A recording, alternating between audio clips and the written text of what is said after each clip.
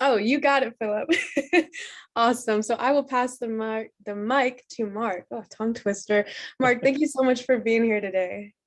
Thanks so much, Christina, and thanks everyone for joining on a Friday for another transfer and articulation community of practice call. And absolutely, Phil, I would fulfill that request. So next time I present one of these, I'll bring in my own house music.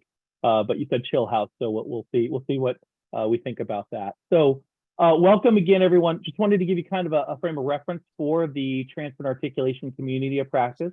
This is a service that is put on by the ACRO Transfer and Articulation Committee. So one of the things we've decided to extend out is a call every other month to just come together and talk shop about transfer and articulation related topics. We've done things such as credit for prior learning, transfer setups, transfer systems, and today's topic is going to be about articulation. So this is really just a shared space for all of us to come together and chat about different things. I will run through a few highlights on articulation, formats of agreements, and information and best practices around setting up articulation agreements. And then we'll open it up to the floor for all of you to ask either questions that you have for me or anyone else on the line as well who may have questions about articulation agreements or setting it up if they have experience, because again, this is more of an open forum than it is a full presentation topic for us to gather together. I see we have about 44 people here, so great turnout and good to see you all. As you go through this process today, if there are questions, feel free to put them in the chat. I will try to look at the chat at different times when I'm speaking. And then also after we are done with the presentation portion of this, we can either continue to chat, or if some of you want to come off mute, we can do that. We have a small enough group where I think that may not be too obtrusive. So to get started, let's just kind of set a framework for articulation agreements and articulation. And so the idea of articulation, and when you're looking at the highest level of what the meaning is, it's the action or manner of jointing or interrelating of something. And the word articulation comes from, usually when you think of it actually outside of higher ed, it's the idea of joints. Joints are articulated, they come together. They may not be exactly the same, but they come together in a fluid motion and in a way that makes sense for both entities or for both bodies to interrelate. And so typically with articulation, the thought processes or a common conception is the meaning or joining of credits or credential to make an equivalency between institutions. I'll talk a little bit about some other ways that articulation agreements are showing up in higher ed, because it's not always just about credits, credentials, or degrees in certain cases. There are other things that are coming along with articulation agreements, and we'll review that. But the importance for articulation agreements is that they do provide a roadmap for how one institution's credit entity's degree should be accepted going forward to another institution. Now, this isn't always a vice versa process. So in certain cases, some institutions set up agreements where the transfer only goes one way and it's not reciprocal. Although I think many of you heard of the process called reverse transfer. And I'll talk a little bit later on about best practices in transfer agreements and articulation agreements. But things that we can do from a reciprocal standpoint or a reverse transfer really just benefits both institutions if you're joining together. Historically, the original enrollment agreements and some of those things were really about one-way transfer. But now as we get into, especially this post-pandemic era, looking at transfer from the perspective of how things go across both ways is essential and important. And agreements can come into many different forms. They can become contractual in nature. I'll talk a little bit about that, or to just collegial transfer guides. There isn't just one conception of what an articulation agreement looks like. And we'll talk about that. Some I've seen articulation agreements throughout higher ed where it's all actually just words and legalese. And then others are a transfer document or a transfer guide and two signatures on it. So there's not a overall higher education final format for all agreements. They can come in different forms, especially if you're an institution that has to work with our friends in legal a lot. Those agreements can actually get a little bit robust and maybe sometimes overburdensome. But the common goal is to ease friction between both parties so that the student is taken care of in the transfer process, reducing credits that are lost and taking care of the student if they are going to one institution to the next in a mutually beneficial manner. And I kind of mentioned this a little bit, and we'll talk to some components of it. Articulation agreements can cover a broad range of topics that go beyond credit, such as guaranteed admissions. When you look at guaranteed admissions, some agreements aren't just about where credit A goes from one institution to the other. It may actually say, if you are coming to our institution, you are guaranteed a spot in our new cohort or opening enrollment. There's block transfers, which I'll go into more detail, program alignments, and also, and especially has happened over the last 15 to 20 years, I would say, you're starting to see more and more incentives or concessions with the standard transfer acceptance process, which means in certain cases, someone may give an articulated student a different tuition rate if they come in from a partner school, or even if your standard transfer policies are to accept, let's say, courses with a C grade or better, you may give a concession to a transfer party based on the review of the institution to transferring credits with a D grade or better. So you've seen some of those where it's early agreements, and those who have maybe been in the industry for a long time, several decades. It used to be just very, very static on how the agreements are. And now there are more and more incentives, especially as we are moving into a modern and mobile society. So those are some things to think of as you look at agreements and you look at partnerships. And the other thing to think of is also within each state, you can even have state agreements, such as in some states actually dictate that their community colleges must articulate with their state public institution counterparts. But even the form, function, flow of that will differ from state to state. And the most complex thing usually with transfer is when students actually cross state lines, or articulation agreements exist with one institution in one state and another institution in another state, just based off of even the state requirements in those areas. So there can be a sense of complexity with it, which even can influence the incentives or the concessions in that. So one great resource, and after the session, I invite you to check it out if you have time. It was something that was created by the transfer group, not the transfer articulation group, but a work group led by Seth Common and Katie Schweintek. It was the ACRO Free Guide to Articulation Agreements. It's a free document that is on the ACRO site under work group publications. You can download it. It has a lot of the information that I'm sharing today. I was one of the co-authors on it, so that's why probably it may sound redundant for those who have read it, because I helped write part of it, but that is actually an excellent resource when you're looking at articulation and things tied to articulation. So one of the things I want to address, because it's happening more and more, and especially as articulation or the thought process of a mobility gets to administration, is articulation agreements are coming in generally two most common formats.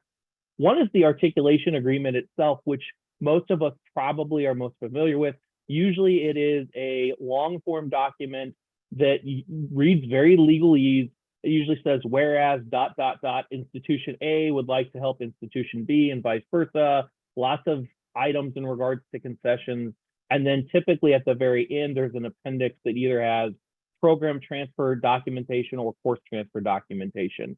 That's kind of the common agreement that we kind of conceptualize in our minds. They focus generally more on academics in that sense, and they're usually signed typically by entities in the articulation process that are tied either to the admissions registrar, transfer area, academic provost area, or chief academic individuals at your institution. They're very detailed. Usually the common articulation agreement we think of, usually several pages long, again, has a lot of whereas, therefore, hereto, etc. And it can include multiple provisions, but typically the hallmarks of it are a longer document and also transfer guides as appendix. So it'll give you a base level of, we're agreeing to this and this is how things should look. It's not always that these agreements actually have the transfer agreements. Some provisions say that the agreements will be created post the agreement signing and things like that, but typically they'll come together. But you've started to see, and we've started to see in higher ed, and it's usually being driven by actually more business acquisition, recruitment offices, even I've seen in certain institutions, chief operating officers getting involved in what are called memorandums of understanding. And the reason this is important to know, especially in our realm as admissions and registrar and transfer folks, is the fact that sometimes people are starting to put these MOUs or memorandums of understanding up, and they may not necessarily be talking to us, which is not always the coolest thing, because they don't understand the nuances of transfer and some of those things. These are typically very short form agreements. They create a light contractual basis between parties. They set up broad terms between parties. And a lot of times they're usually trying to give concessions. You'll see a lot of the financial concessions, other things such as resource sharing. I've actually seen several on space rental where two institutions will create an MOU with space sharing or other legal items, but they'll start to potentially pop in some transfer areas too, such as we'll accept credits between our institution and your institution. The thing that is interesting about these, and Carrie, yes, they forget to talk about that to us on those. They'll set something up like our transfer credits will go over to yours and vice versa, but they want to talk to the people on your side or the admissions and registrar side. And the next thing you know, you're pretty much having to do an articulation agreement without the documentation and without the involvement. So we wanted to talk about that just to create an awareness out there, because it is happening more and more on campuses across the U.S. As people understand the importance of transfer and the importance of taking care of transfer students, but don't really understand the complexity of transfer in and of itself. And so if you know people in your legal department on campus, or those business offices, and you start hearing the word memorandum of understandings or MOUs, you may want to make sure that they know to talk about you, especially if they're talking about credits or credit flow or those type of things. So just wanted to share that, and that's an emerging trend in articulation. So another thing I wanted to talk a little bit about is the scope of agreement transfer types. And this is an albeit very, very, very high level. So please know that I'm not trying to show all agreement types. The guide I mentioned has a lot more details than what I'm talking about today. But from a high level, when you're looking at agreement formats, especially from an articulation perspective, that starts generally with the course to course. And the course to course is what you think about. It's almost like a long spreadsheet where it says, my English 101 will go to your English 1001A, or whatever it's going to be, English comp for English comp. Typically, it will set terms, minimum grades, and time frames. It's usually a master list of of courses between schools, of curriculum that's in catalog from institution A, how it will fit at catalog for institution B. Covers largely in a lot of places, it's to cover the general education or lower division core requirements, because most of these course-to-course agreements are actually a community college or 2-year institution to 4-year institution. They are the kind of the most prominent that are out there about learning outcomes. They typically exclude admissions guarantees and related benefits, but not always. But that's your kind of course to course. And if you think about it, it's really a simple spreadsheet of and census. And I know some people have automated and they have systems, but the easiest way to conceptualize it is all the courses from institution A next to all the courses in institution B, how they fit together, et cetera. So that's your kind of course to course agreement. Then you actually have program to program agreements. And typically program to program is how an institution's program overall will transfer into institution A's program will transfer into institution B. Typically, it's an associate degree up to a bachelor's or baccalaureate degree when you're looking at program to program transfers. Within this, though, there are certain cases where I've seen baccalaureate to baccalaureate, especially in closed school situations where an institution knows they're either getting rid of a discipline or they're closing their doors for other reasons. But what the benefit of program to program transfers is it outlines how one program will fit to the other. It's more complicated than a side-by-side spreadsheet because it takes into account the academic policies of both institutions, the credit requirements for the degree program for the receiving institution, and how those fit up. Those formats can look a lot different depending on the institution's degree requirements, how the transfer institution is coming into, but they generally are also facilitating a program to program, again, from an associate degree to a baccalaureate degree, typically also in the same discipline. So it would be like an associate degree in science and information technology going to a bachelor of science in computer science or a bachelor of science in information technology. Typically, that's where you're seeing the program to program. And a lot of these end up becoming transfer guides that are posted on institutions' websites. Many cases, actually, accreditors will require you post your articulation documentation on your website. I know HLC does for sure, and I believe WAC does as well. I haven't checked on everyone else because it's hard to keep up with everyone else's submission, but I know that there is a lot of requirements there on posting that. Then a new thing that's come up specifically for programmatic accreditors are major to major articulation agreements. And these actually you're starting to see in different accreditors, like for business programs like ACBSP or AA, those business accreditors or some other accreditors are actually asking institutions that are co-accredited or accredited under the same programmatic model to create major to major articulation agreements. And that's because if the common professional competencies in that programmatic accreditor is the same and does not differ, then they want to see mobility in those cases, because obviously if you are all required to teach certain foundational outcomes to get programmatic accreditation, those courses should come back and forth easily. And they find, it's a big item with programmatic accreditors. If they're doing quality assurance on different majors at different programs for a discipline, they want to be able to say that people are at the same level and the same outcome. So you've started to see, or at least we've started to see in pockets, certain programmatic accreditors actually encourage articulation, not necessarily between institutions in a region, but institutions in a major. So Josie asked a question. So major to major could be for horizontal transfers as well as vertical transfers. Yes, it could be. It could be for that. In certain cases, it could be the student that attends one institution, right out of high school, takes 3 or 4 years breaks, and they move to a different state, and now they want to get back in school. What are their options to go to? So sometimes it could be someone picking up a few years later, left off, and those type of things. So it can be horizontal. Also, you see major to major horizontal for closed school, and those closed school requirements are a little bit different in certain cases, but it can go up and it can go horizontal. Where it can go, up in those cases or vertical is, for example, like an associate degree in business. If a institution has some relevancy in the same programmatic accreditor, their lower division courses should be able to match the same lower division courses going to a baccalaureate institution in the business domain. For example, your introduction to business, your introduction to accounting, your introduction to econ courses that are generally part of an associate degree in business, likely if you're in the programmatic accreditor realm, should go to a same programmatic accreditor institution, because those competencies for accounting, business introductory, and accounting introductory should be the same. So good question, Josie. Thanks so much for that.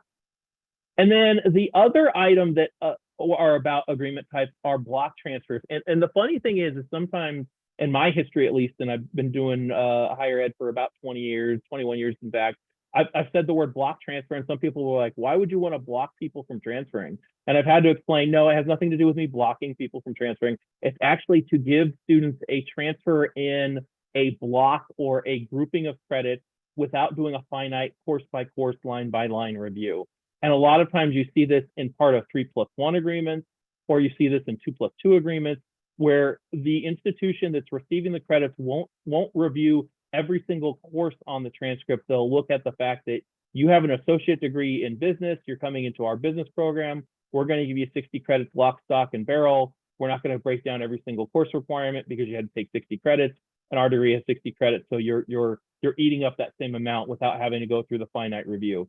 The cool thing about block transfers, for those that can make them work on your systems and things like that, makes it a lot quicker to evaluate. If you know the transfer partner and the school and the degree, you just can kind of click a couple of boxes, especially if you have the right system, and the credits come over and it knows that it's satisfying a good part of your degree competency, your degree requirement. But typically that's where, again, transfer credits come over, what we like to say in block or as a grouping. And generally that solves for your general education credits and those areas. If we have people from the CIAC, which is the California Intersegmental Articulation Group, they can talk a lot about the block transfers that exist for the CHQ and IGESI pathways, much better than I can, because I've never really worked in California. I just live close enough to the state to be dangerous and know about some of it.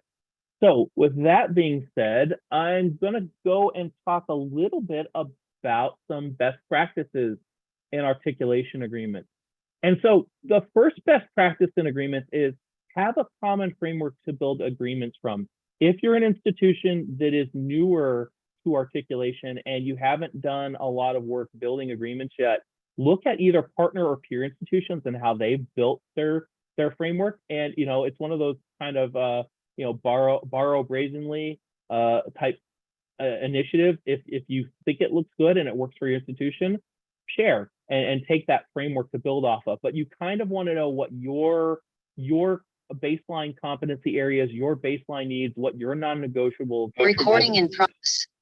What your non-negotiables as an institution are from the perspective of building your agreement. So sit down with all of your players in your academic space, your registrar admission space, whoever is in your transfer world, and start to identify what your common framework for agreements are. And that'll make life easier as you move forward. And again, redline internally, and I recommend this highly, redline internally your agreements on non-negotiables so that if someone is actually talking on your behalf about agreements, they know things that you as an institution wouldn't actually go easy on or change or give a concession to. The next best practice for articulation agreements is get the proper stakeholders involved. And there's nothing worse in the articulation world when someone goes and creates an agreement or starts a conversation with an agreement and they don't have all the stakeholders involved. And typically, unfortunately, in our world on the admissions and registrar side, it's usually someone who's not involving us. And then we have to get involved and then teach them the lay of the land and the way of the world.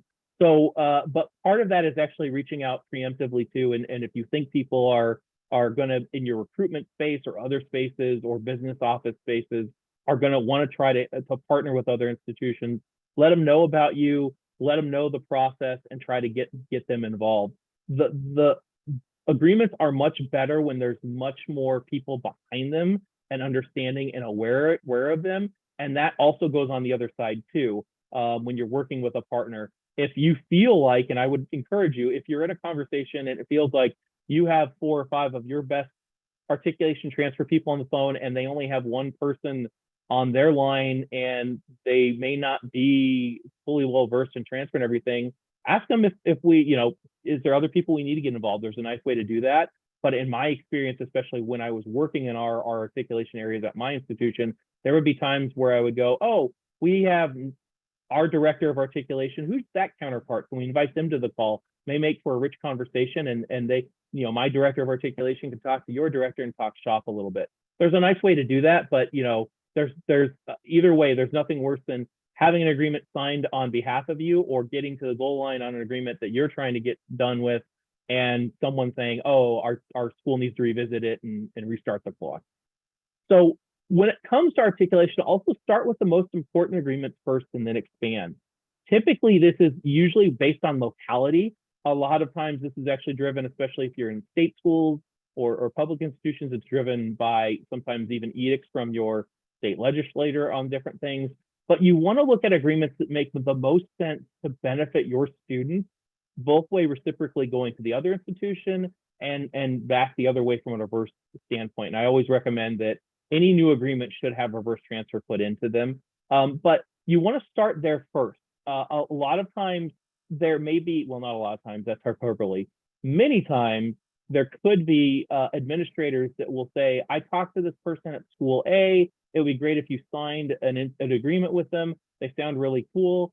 If they don't fit, you have to kind of be able to slightly say, yeah, we want to do articulation agreements, but we're in the process of doing things that provide high yield or high benefit. Now, that doesn't mean that you can't approach those kind of edge case scenarios on articulation, and we should try to help students wherever we can. But in our world of admissions and registrar, we have finite resources, and with the finite resources, it's hard to do everything for everyone. And the other part is, in some institutions, and I don't know if anyone works at one of these on the call, some institutions don't know the value of articulation completely. They don't actually resource it as much as they should. And because of that, you'll sign some agreements that may not yield fruit, and then they say, why are we doing this? And the reality is there is low-hanging fruit out there, and so you want to start first and then expand. I think Nicolette put a question in, so let me stop for a second. Do many institutions develop a process of determining which students transfer from an agreement versus student who independently transfers? If so, how do institutions tag these students? So Nicolette, I think that's a fantastic question. I'm going to parking lot that for our question and answer session, only because I have some thoughts on it, and I do want to open it up to the rest of the call because I think there's several ways to approach it. So it is a good question and one actually I expected to be asked. So let me parking lot that just a little bit because some of the best practices may help too.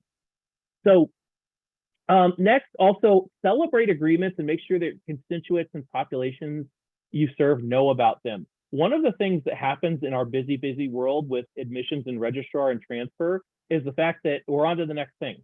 And reality is when you sign a transfer agreement, an articulation agreement, and you get that out there, you should have some PR about it. You should have your marketing team talk about it. And you should make sure that both sides, your institution as well as the transferring or receiving institution, also makes a big deal about it. And the reason being is because if students don't know, or the constituency on campuses don't know, or your community at large doesn't know, then it's harder to activate these agreements. And so also it's really important, again, just to take a moment and pat yourself on the back for a good job. So that's the best practice within this space, because typically it's one agreement signed, it's one thing done, on to the next thing. The next piece, and this is tied a little bit to Nicolette's question, but I'll go into it further. Integrate agreement data into your infrastructure as much as possible. Catalog SIS website, as well as admissions applications.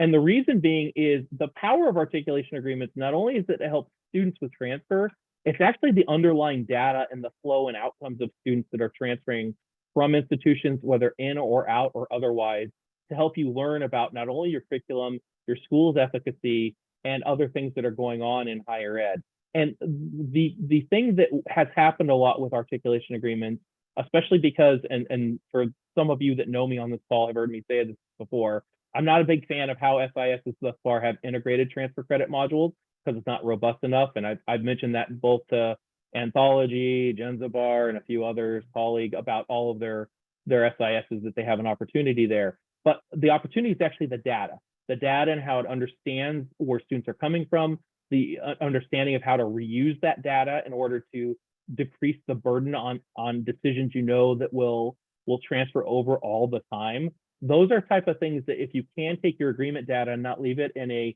static Excel document that sits on your website or a shared site and can integrate in your data, try to do that as much as possible. That is one of those I totally accept, easier said than done activities, especially with the technology stack and higher education. But I think as a voice and as an ACRO community, and I know Melanie is on this line too, not this call, but Melanie is on this line of thought, is the fact that the SIS vendors and our data people need to do a better job that serve higher ed as a technology community.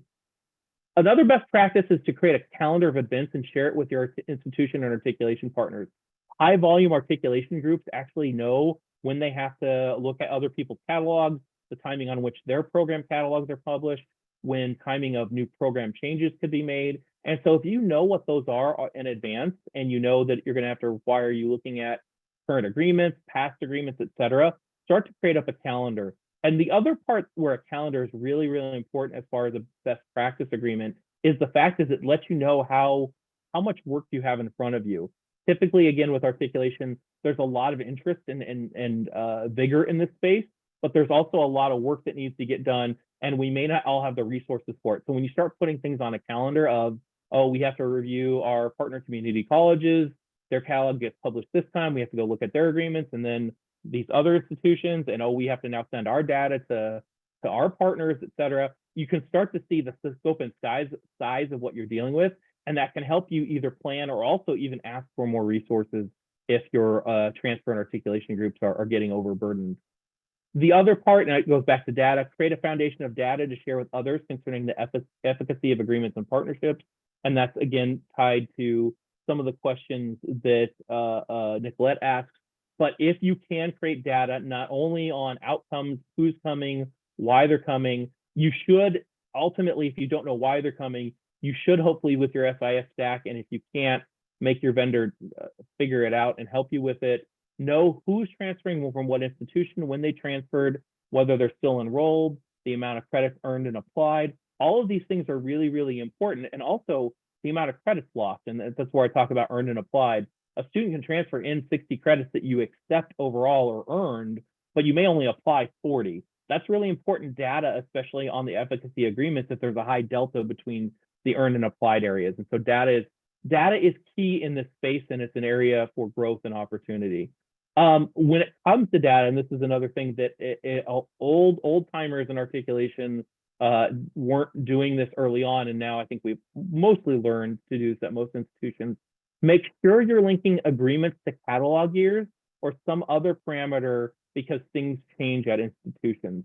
I've seen a lot of old agreements where it was almost written that the agreement would work in perpetuity. And so at certain points, a student who was smart may have stumbled over an agreement that was still signed, not terminated, and it would have requirements for acceptance of the agreement, and the student actually attended years later. But there was no date range, there was no information around that, and the student would say, well, I want my English course or my science course to come over the way you said it. And the science courses have changed dramatically, probably shouldn't have come that way. But you have to remember, when you sign these contractual agreements and it's in paper, you kind of have to sit with them. And so make sure that as you look at it, give a box for students to play in on how long or the parameters on the transfer will work.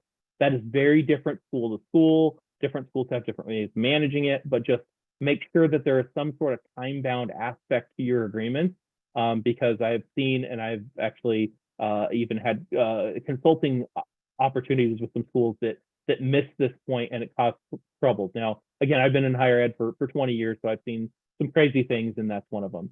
And then the last but not least thing, because there's lots more to talk about, is more agreements does not mean better agreements. And when we have a lot of again, interest in the world of transfer and articulation, a lot of administrators are asking our offices, get more transfer agreements, have more students come in. And the reality is not all schools are going to be a good feeder for your institution. Not signing more paperwork means a better outcome for students. It does mean if you can create good agreements that do entice students to transfer to you, those are good agreements.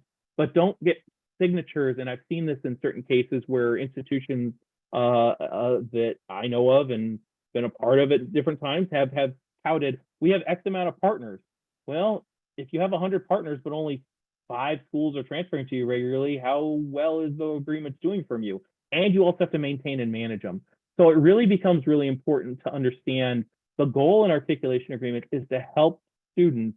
And sometimes that may be becoming more finite and working with your offices to understand that for those that yield fruit, because if you can put effort in those areas instead of administering or monitoring or maintaining agreements that aren't flowing well, you can actually have more muscle behind things to move forward and actually get more students from those who are high yield institutions or providing that benefit. So we're going to move into the question and answers section. So I'm going to first start, and I thought, Phil, if you put a comment in, but let me start with Nicolette's question, and I'll open up for anyone else who wants to answer to that. So do many institutions develop a process of determining which students transfer from agreement versus a student who independently transfer? If so, how do institutions tag these students? So I can speak for 2 different ways that I know that this happens. I'll speak on how I know it happens at other institutions, and I'll speak to how we do it at my institution. And a lot of it is ensuring that your technology teams are going to help you up front and some application work. So I will say there's not a easy way to do this if you don't have the infrastructure, so you may have to build it.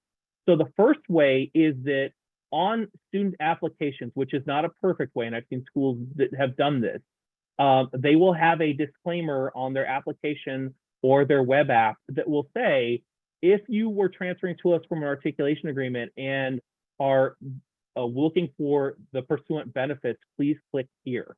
And it's a modal, we call it a pop-up modal, that basically says to the student as they're entering in, and I'll give you an example, if someone was coming from Scottsdale Community College, which is a local community college in my area, it would automatically go, are you coming here, or were you coming here because of interest in articulation and looking for benefits? And sometimes they have a link to what those things could be. And the student can click yes or no, and that can be a conversation on the onboarding conversation and something as a flag that you can flip on the back end. That is the low volume or low hanging fruit way if you have a lot of key applications and your application team can do that. You're just kind of asking the students to self-certify.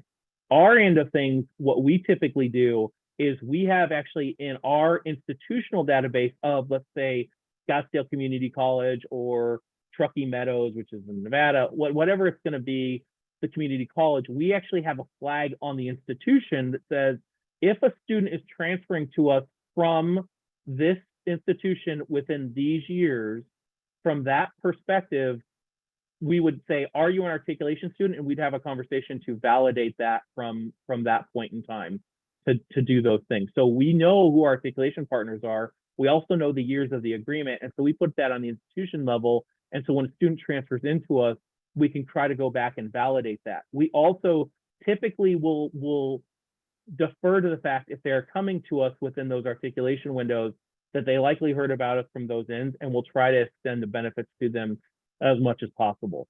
There could be other institutions that do it other ways, so I'll be open to anyone else who wants to give Nicolette some information or context around how they're doing it.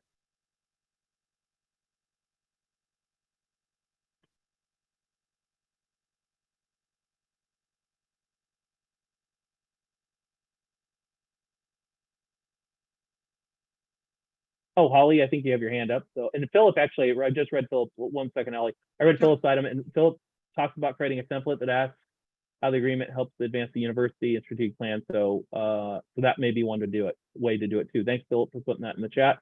Holly, what was your statement going to be?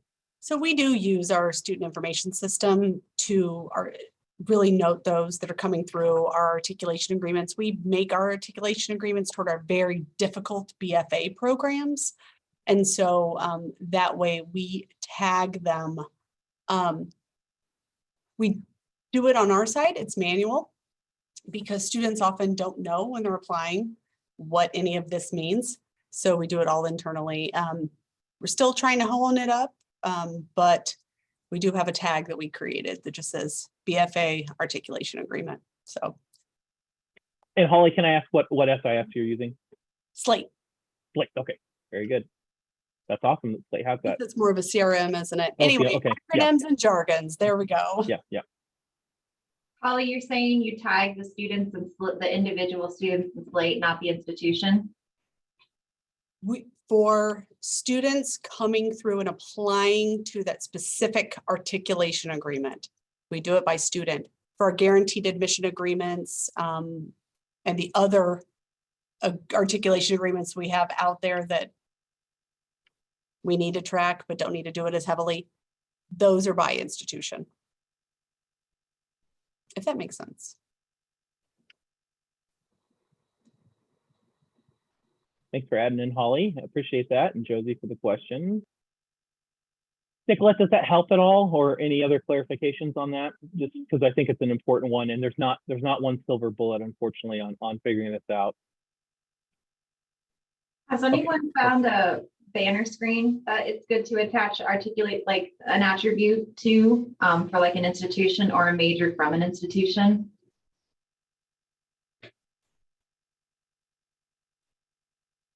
I'm looking for that silver bullet, I guess, like you said, Mark. So I don't use Elution. My SIS, fortunately, I guess in this case is homegrown, so I can't answer that one. But if anyone else on the call can answer.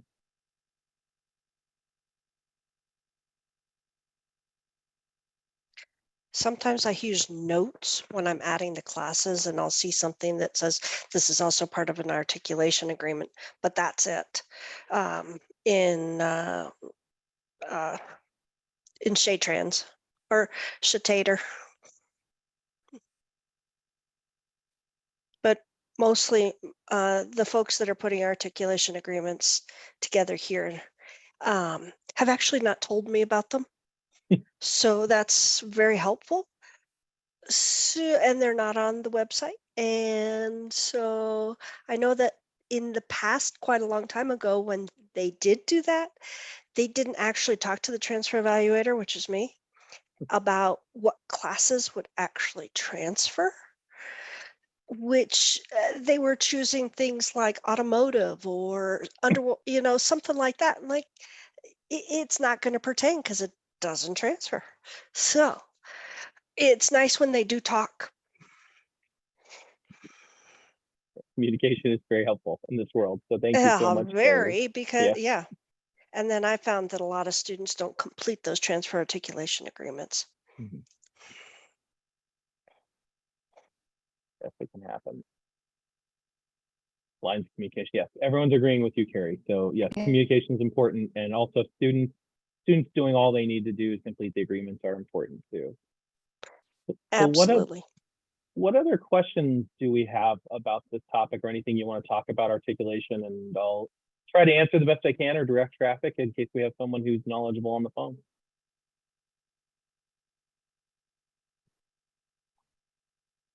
I have a question. Okay. This is Virginia. Okay. Do most people, so we accept students off of their unofficials and like do the evals off the unofficials. And so sometimes they don't have their officials in when they first start class. Do you guys wait until those official transcripts come in before you give them the benefits of the articulations, or do you do it off the unofficials? Does that make sense? Only official for us. That's what we do right now. I was just wondering if anybody did it off of unofficials. Because they could doctor the transcript. I mean, it is possible. And if you're putting a doctored transcript in there, then, and you don't get back to it, you could make a world of mistakes. Yeah. Just trying to get my numbers up. Yeah. Typically it's official generally across the board, especially if there are, it depends on the articulation. I can tell you anyone who has a financial concession in the agreements are going to wait for officials on that end. You know, if there is, and here's the thing I would say, depending on who your articulation partners are, if there's an ability to do EDI, some of those exchanges type things where it's an automated transfer flow, that makes life easier on that case at that point to get you know, because then it's not even dealing with unofficials, just dealing with data. So typically that's the way from a lot of schools. Is there, and I will say this, Virginia, do I know of schools that do unofficials in certain cases for articulation agreements because of certain reasons, or because of just when they print transcripts at the time of the year versus not at the end of terms, et cetera? I do. It's not a lot, but I do, and they're very close partnerships and very high yield partnerships. So you have to be careful with that and explain why it would be the case if you went down that. Typically, and this is just me using my general knowledge, it happens not often, and you have to really explain it why, in case of what Carrie talked about, if there's some people that are less than honest. Right. No, I get that. It's after, so like they start and then we don't get their officials until like their second or third term. And now I'm going back terms and terms to make sure they're getting all their benefits. So yeah, we'll figure it out. Thank you. You're welcome, Virginia. Holly had her hand up, and then Renee put something in the chat. So we'll go to Holly with her hand up, and then Renee's question. Cool. And I'm going to actually ask if folks can put in the chat. I'm always trying to find a different way to do my articulation agreements, visualness of them. If anybody has them on their websites or know of good examples, you could just throw the links in the chat for the sharing of knowledge and information. Not a huge fan of ours, so I'm trying to figure out different ways to share that knowledge and information. Thank you. All right. That's it. Thanks, Holly. And yeah, for sure, if anyone has those ideas, drop them in the chat. And or if you know Holly, email her afterwards, you know, with your information too. So, okay, so let me go to Renee first.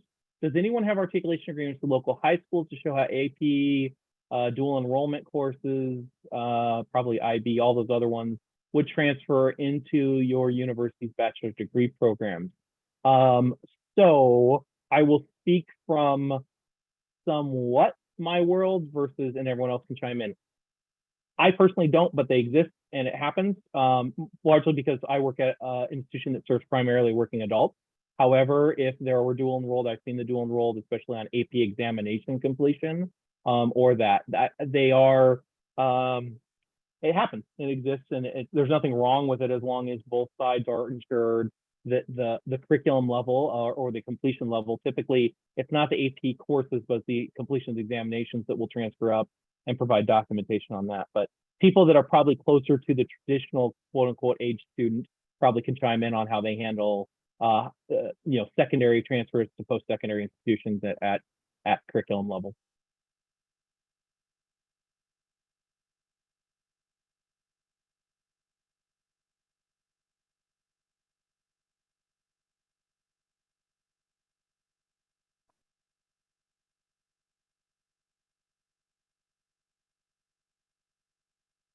Okay, well, if anyone has how they're handling secondary students transferring to post-secondary, any agreements they have with their high school friends, please feel free to put that in the chat.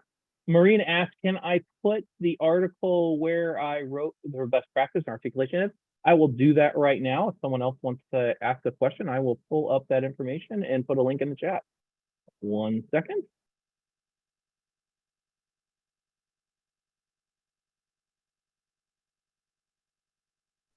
While Mark is doing that, I also want to chime in. This is Christina again with ACRO. I want to chime in on our transfer email listserv, which if you're not a part of already is a really great opportunity to ask questions and have your answers in a single space where you can go back and look at them. And it sends out to everybody within the listserv. I'm about to drop how to join in there if you haven't already.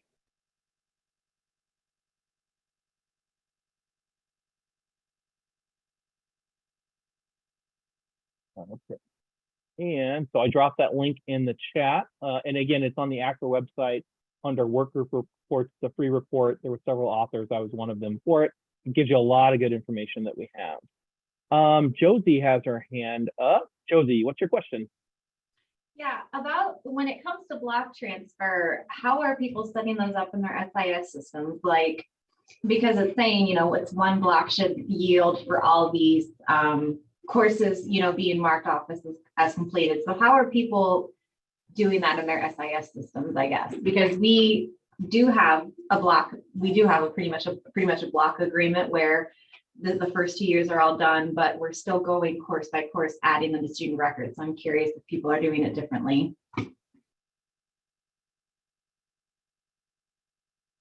So is there anyone who's a banner school that would want to answer that? Because I think Josie's banner, if I just remember correctly. And I'll refrain because I have a custom SIS, which helps my world a little bit. But and Carrie, the question was, how are people entering block transfers for students in the banner system specifically? So basically, if you're taking an associate degree or a general education certification and block to satisfy a grouping of your own credits, how do you enter that course by course or some other means? I do both.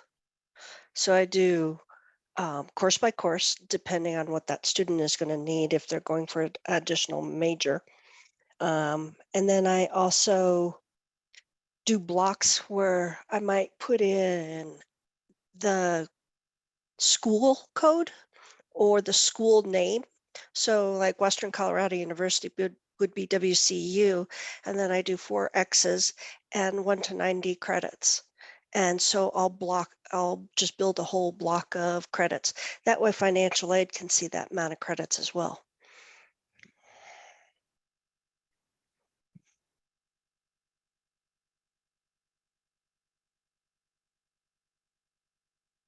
Any other banner schools? So Josie, I will say, typically we are still seeing most schools, and even in my case, will enter the courses one by one, but they'll actually have created a different ID, in this case, a different ID that indicates it is a block transfer student. And actually we have a block transfer ID that we use in our SIS to tell us who are block transfer students, because we actually keep the retention and efficacy data of those students.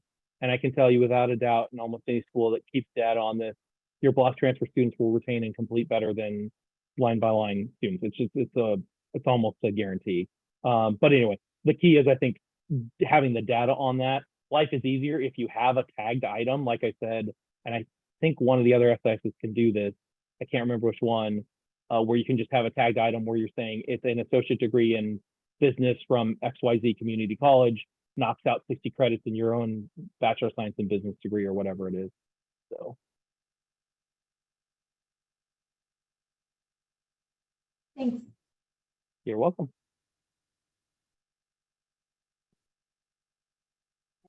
All right. Any other questions? Oh, Chris has a question. I see Chris's hands up. Yeah, just thanks for your presentation, Mark. Side note, I miss your ponytail. Oh, So anyway, for articulation agreements, who would you say is the best people to monitor the effectiveness of those.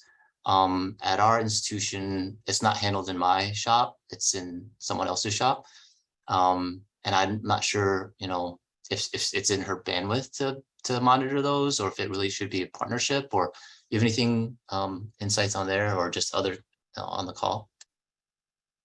Yeah, so I'll speak from my experience, and then I'll let others speak from their experience. So first of all, I would say that the group that should be monitoring efficacy is the group that's taking generally the most onus to go out and identify and complete the agreement. So at a high level, at the highest level, but that also means that the institution needs to double down on resourcing that if that's the case.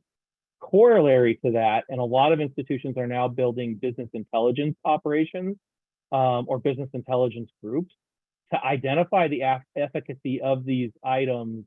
There should be a partnership at really robust and refined ways with the business intelligence groups, the data groups on that end, because there is a lot of unique things that go on with retention and progression statistics that you need to kind of sort through. And especially if your data is not clean, you may actually get mistaken ideas on efficacy of agreements. But that is where, if transfers is something I would get on my soapbox about. If transfer is important to your institution and you're resourcing transfer, you also need to be resourcing articulation in kind. They are two sides of the same coin. Transfer evaluators who work on a student's record are just the people doing kind of a similar thing that would look at a catalog evaluation if they were comparing catalog A to catalog B. Similar skill set, similar people, and they all need to be resourced effectively, especially if you want to invest into transfer. But the data should start typically in the area who is monitoring, maintaining, moving forward with that. Sometimes it's a transfer office, sometimes it's a registrar's office, and sometimes it's admissions. I mean, we're all over the place in higher ed. We don't have a common schema there, but whoever is getting the most locus of control to execute against this probably needs the resources. So I'll open it up to anyone else for their perspective on that too.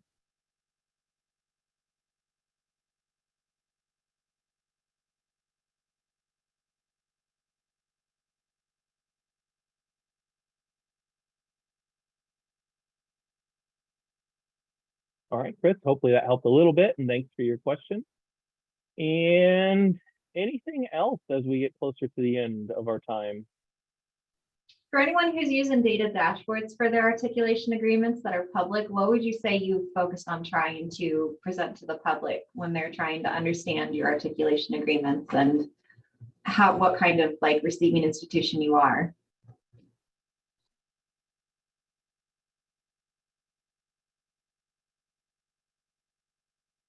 And if anyone would want to come off mute to help Josie with that question, feel free to.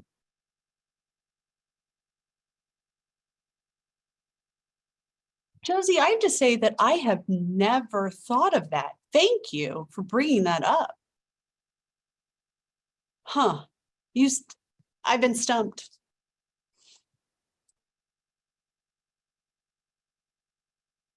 So we have an academic annual report, and we'll share some of that statistics on our academic annual report with community college partners. That's us. But you're right. There's a lot of that can be valued at if you share those on your websites and resources. So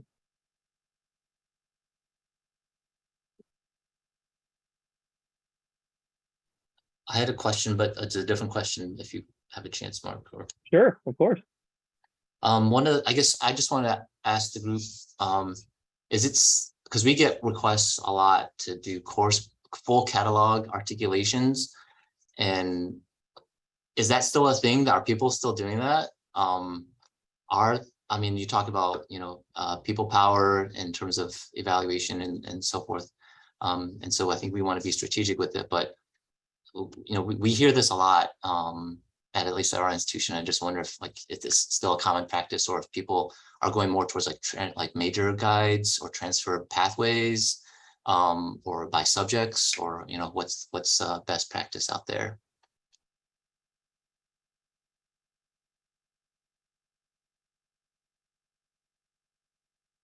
If anyone wants to join off mute, I'll say something, and then hopefully someone else has a perspective too on this. So course by course transfer still exists. A lot of times schools will ask for it as part of the agreement process, so you're kind of stuck if they want that.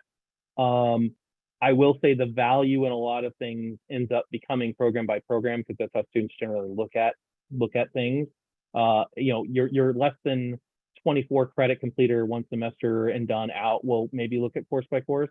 The thing that a lot of schools have tried to do is not only create a database of the course by course, but then ask the other institution, what are your catalog changes for the next year? And only visit those that are changes. So creating a persistent agreement that we, and in our case, it's made our life easier. We have a persistent database with the agreement. And then when the new catalog published, we say, what did you change?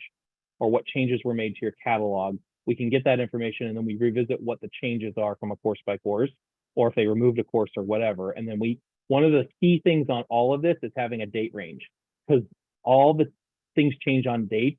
And that is a flaw in some systems and databases that they look at a course by course, just as if it's English 101, it's going to go to My English 1001A, and they don't have date ranges, and the date ranges may change. So anyway, long and short, they still happen.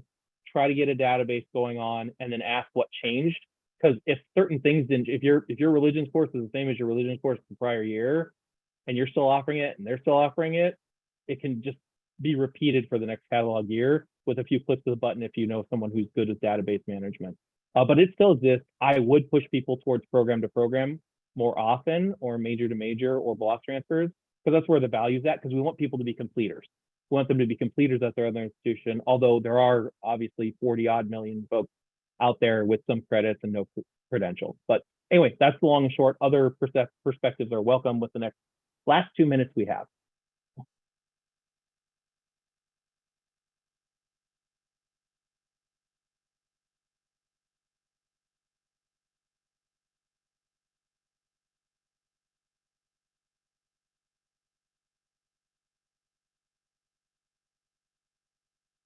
All right, hearing none, thank you so much for joining today. We will be having another call in 2 months' time. This time, our next call, we plan on talking about from the committee the different ways that transfer areas work at different types of schools. So from big schools that are dealing with millions and millions of credits to smaller schools. So we want to just have a review of that and then talk some transfer shop. If you want, you can always reach out to me. My email address is on here. As far as any transfer questions you have, and as well as if you want to connect with me on LinkedIn, I'm always there too. So appreciate your time. Have a wonderful weekend, and thanks for joining us today. Bye. So much, Mark. And I'm going to leave the video open just for a few minutes now, just to allow people to collect all of those links and such if you want to grab those while we're in session. But Mark, thank you so much again. We really appreciate your time and the energy you put into these sessions. They are so important.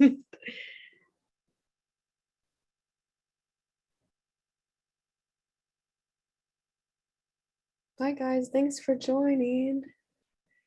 Again, we'll leave it open for another couple of seconds here and allow folks to grab those links if you need them. And then right around 4:02, I'll say, we'll go ahead and close out everything.